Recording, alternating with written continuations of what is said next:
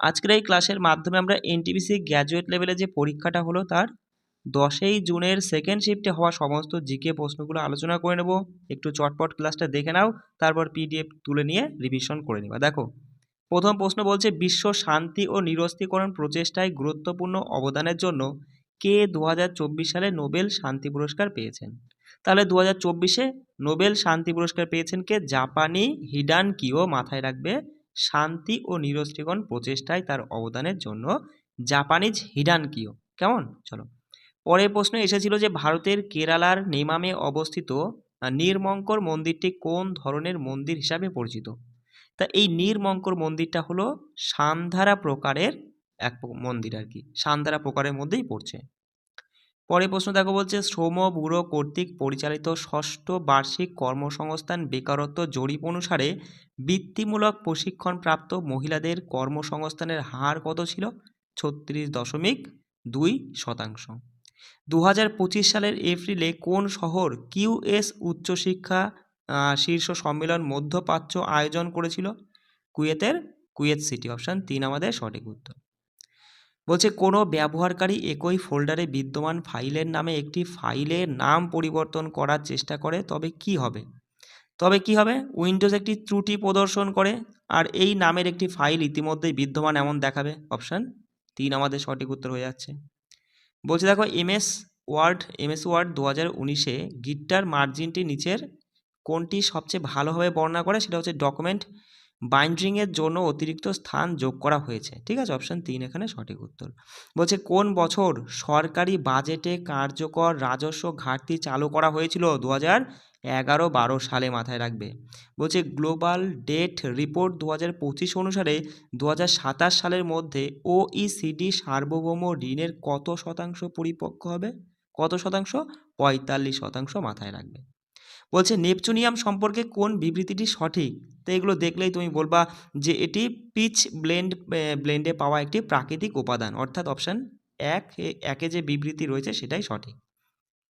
বলছে 2022 সালের ডিসেম্বর পর্যন্ত ভারতের কোন রাজ্যের সবচেয়ে বেশি সংখ্যক উপজাতি সম্প্রদায়কে বিশেষভাবে ঝুঁকিপূর্ণ উপজাতি গোষ্ঠীর অধীনে শ্রেণীবদ্ধ করা হয়েছে? সেটা কোন রাজ্যের কথা বলছে? উড়িষ্যা রাজ্য হয়ে যাবে সঠিক উত্তর।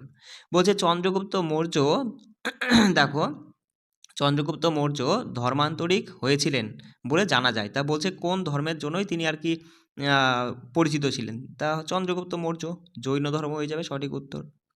বলছে কোন সংস্থাটি মূলত ভারতীয় সংবিধানের 243-এর ডব্লু ধারার মাধ্যমে অর্পিত ক্ষমতা প্রয়োগ করে? সেটা হচ্ছে কি মিউনিসিপ্যাল কর্পোরেশন। মিউনিসিপ্যাল কর্পোরেশনের ক্ষমতা সম্পর্কে বর্ণিত আছে 243-এর ডব্লু নম্বর ধারায় আর কি।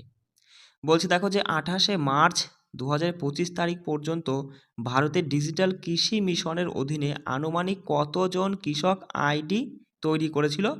তাই এখানে মাথায় রাখবা সঠিক উত্তর হবে যে হচ্ছে তোমার 4.85 কোটি। ঠিক আছে, অপশানটা দেখে নাও যে হচ্ছে টাকাটা হবে না। ঠিক আছে, সঠিক উত্তর হবে 4.85 কোটি জন ব্যক্তি কিন্তু তোমার এই কৃষি মিশনের অধীনে ডিজিটাল কৃষি কার্ড করেছে। তারপরে প্রশ্ন বলছে 2025 সালের মার্চ মাসে জলাভূমির বুদ্ধিমান ব্যবহারের জন্য রামসার পুরস্কার প্রাপ্ত প্রথম ভারতীয় কে হয়েছেন? জয়শ্রী ভেঙ্কটেশ। অপশান 3 আমাদের সঠিক উত্তর, জয়শ্রী ভেঙ্কটেশ। বলছে থর মরুভূমির সমভূমিতে সাধারণত কোন গাছ পাওয়া যায়? সঠিক উত্তর মরুভূমির কথা বলছে, খেজুর হয়ে যাবে। ঠিক আছে, খেজুর সঠিক উত্তর। বলছে ভারতের পঞ্চায়েতি রাজ ব্যবস্থা কোন স্তর সমগ্র জেলা শাসনের সাথে জড়িত?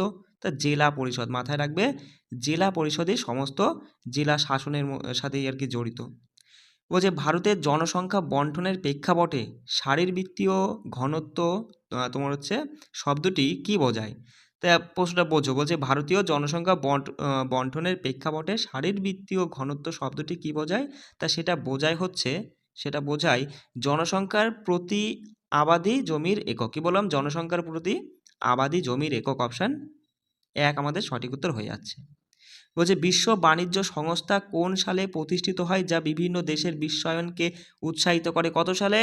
1995 সালে।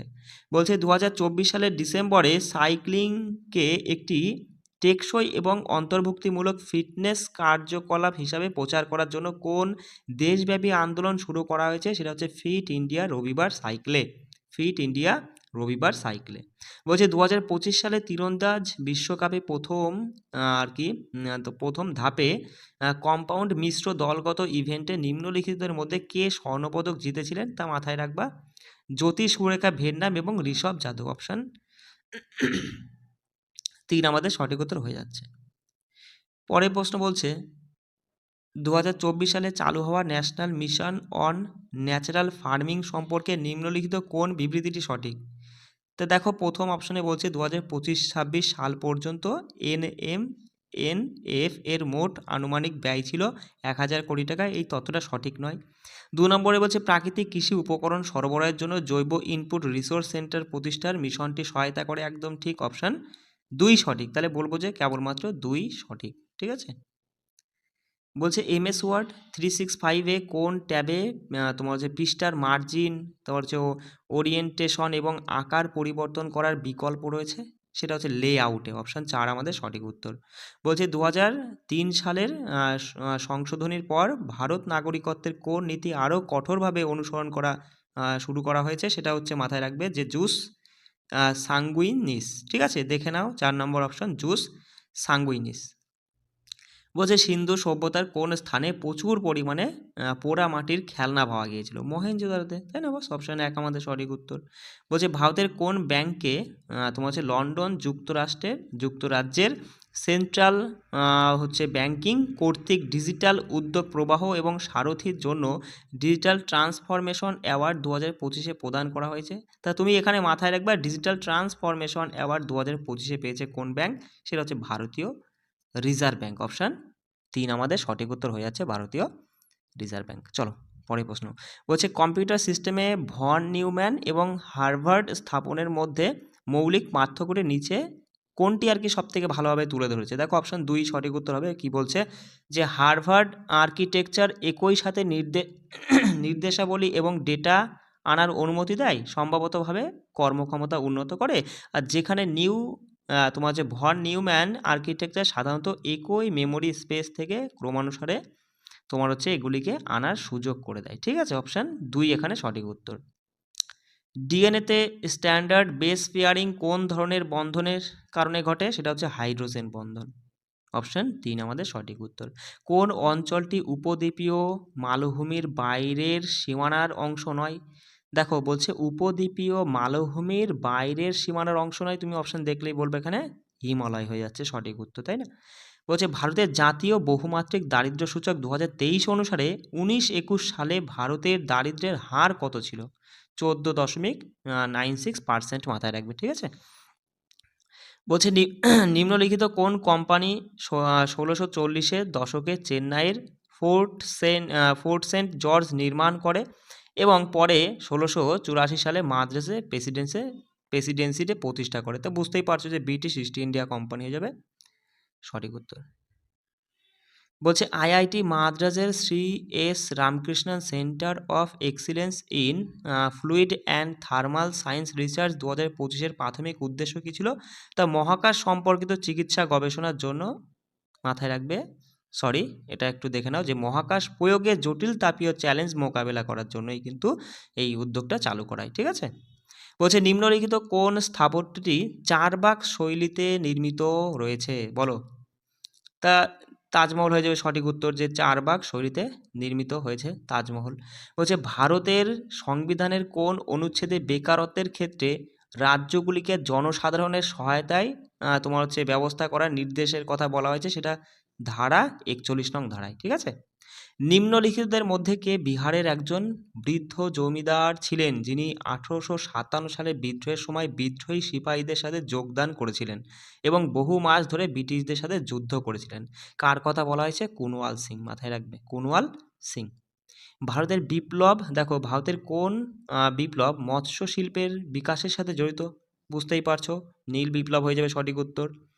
রেলওয়ে বিল 2024-এর প্রাথমিক উদ্দেশ্য কী ছিল? যে ভারতীয় রেলওয়ে বোর্ড আইন 1905-কে রেলওয়ে আইন 1900 কত দেখো 1989-এর সাথে একীভূত করা। ঠিক আছে, অপশান 1 আমাদের সঠিক উত্তর। পরের প্রশ্ন বলছে যে একটি যৌগের একটি অভিজ্ঞতামূলক সূত্র CH2 এবং একটি মোলের ভর এত, এর আণবিক সূত্র হবে। এটা করলে পরে তুমি বলবা দাদা, সঠিক উত্তর হবে C4H8, H8 হবে অপশন ভুল আছে, ঠিক আছে, C4H8 হবে, অপশন 4ই এখানে করে নাও, C4H8। চলো পরের প্রশ্ন কি এসেছিল দেখো, যে ভারতের বিচার বিভাগীয় পর্যালোচনার মূল কারণ নিচের কোনটি? তা বুঝতে পারছো যে সংবিধানের শ্রেষ্ঠত্ব এবং মৌলিক অধিকার রক্ষা করা, অপশন 4 আমাদের সঠিক উত্তর। বলছে নিচের কোনটি উপজাতীয় বিদ্রোহ ছিল না? দেখো তামার বিদ্রোহ, তারপর হচ্ছে তোমার এই খেরোয়াড়ের বিদ্রোহ, সাঁওতাল বিদ্রোহ, এগুলো তোমার সবই উপজাতীয় বিদ্রোহ ছিল, কিন্তু কাল্পনিক বিদ্রোহ বলে কোনো উপজাতীয় বিদ্রোহ আমরা পড়িনি, তাই না? তাহলে এখানে আমরা অপশন 4ই সঠিক উত্তর করব। দেখো পরের, দেখো এটা পড়ে নিয়েছে, এই পর্যন্তই ছিল তোমাদের হচ্ছে 10ই জুনের সেকেন্ড শিফটের সমস্ত জিকে প্রশ্ন, ঠিক আছে? একটু হালকা করে পড়ে নিলে, বা টেলিগ্রামে সব পিডিএফ আপডেট দিয়ে দিচ্ছি, সেখান থেকে তুমি পিডিএফটা তুলে নিয়ে আরও একবার রিভিশন করে নেবে। সবাই ভালো করে পড়বে, কেমন? রাখছি, জয় হিন্দ।